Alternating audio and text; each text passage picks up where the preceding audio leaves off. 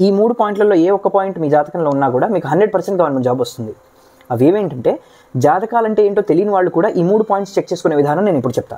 మీరు ఆన్లైన్లో ఏదో ఒక ఫ్రీ సాఫ్ట్వేర్ ఓపెన్ చేసి మీ date of birth, time, place enter చేయండి. మీరు పుట్టిన ప్లేస్ ఎంటర్ చేసి మీ లగ్నం ఏంటో కనుక్కోండి. ఉదాహరణకి ఇది మీ లగ్నం అయితే, లగ్నం నుండి మొదటి పాయింట్ ఏం చెప్తుందంటే, లగ్నం నుండి 6లో కానీ 10లో కానీ రవిగ్రహం అంటే సూర్యుడు ఉండాలి. ఇక్కడ నుంచి 1, 2, 3, 4, 5, 6 ఇక్కడ కానీ 1, 2, 3, 4, 5, 6, 7, 8, 9, 10 ఇక్కడ కానీ రవిగ్రహం ఉన్నట్లయితే 100% గవర్నమెంట్ జాబ్. రెండో పాయింట్, దీనికి జాతకాలపైన కొద్దిగా అవగాహన ఉండాలి. రెండో పాయింట్ చూడాలంటే, అంటే ఏం చెప్తున్నాడు రెండో పాయింట్ అంటే, రవి కనుక 6 లేదా 10 స్థాన అధిపతితో అంటే ఆ స్థానాల గ్రహంతో కనుక కలిసి ఉంటే, ఉదాహరణకి ఈ ఏ స్థానాలు దేనికి అధిపతి అనేది కొద్దిగా జాతకం పైన అవగాహన ఉన్న వాళ్ళకి అర్థమవుతుంది.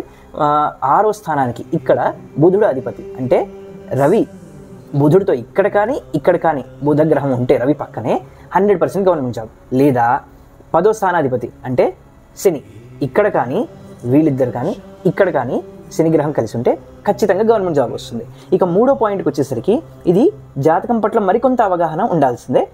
లేదంటే మీ దగ్గరలో ఉన్న జ్యోతిష్కుడిని అప్రోచ్ అవ్వండి. మూడో పాయింట్ చెక్ చేసుకునేటప్పుడు 6వ స్థాన లేదా 10వ స్థాన అధిపతులు రవి యొక్క నక్షత్రాలలో ఉండాలి. లేదా రవి గ్రహము 6వ స్థానానికి అధిపతి అయిన బుధుడిలో కానీ, లేకపోతే 10వ స్థానానికి అధిపతి అయిన శని నక్షత్రంలో కానీ ఉండాలి మీ జన్మ జాతకంలో.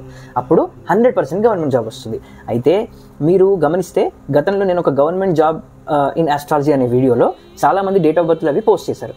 అయితే దాంట్లో నేను అందరికీ రెస్పాండ్ చేయలేకపోయాను. కాబట్టి ఈ ఈజీ టెక్నిక్ ఫాలో అవటం వల్ల మీ జాతకంలో గవర్నమెంట్ జాబ్ ఉందా లేదా అనే విషయం తెలిసిపోతుంది. అయితే ఇందులో కొంతమంది సరైన అవగాహన ఉండి లేక వాళ్ళు ఏం మాట్లాడుతున్నారంటే, దశాంశ చూడాలి, నవాంశ చూడాలి, కేవలం జన్మజాతకంలో సూర్యుడు యొక్క పొజిషన్ చూస్తే తెలీదు అని అంటున్నారు. కానీ నన్ను నమ్మండి, నేను ఎన్నో జాతకాలు పరిశీలన చేసిన తర్వాతనే ఈ విషయాన్ని కన్ఫర్మ్ చేస్తున్నాను. నేనే కాదు, చాలామంది జ్యోతిష్య పరిశోధకులను అడగండి, ఈ 3 పాయింట్లు లేని గవర్నమెంట్ జాబ్ హోల్డర్ ఉండనే ఉండడు. అంటే వీటిలో ఏదో ఒక పాయింట్ ఖచ్చితంగా ఉంటుందన్నమాట.